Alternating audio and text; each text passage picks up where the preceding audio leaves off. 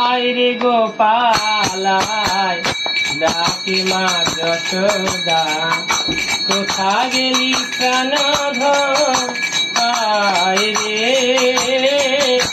আয় রে গোপালায় ডাকে মা যশোদা, কোথা গেলি প্রাণধন আয় রে।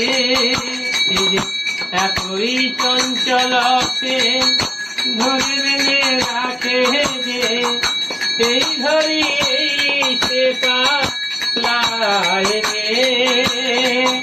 এতই চঞ্চল সে ঘরে বেঁধে রাখে যে, এই ধরি এই সে পালায় রে।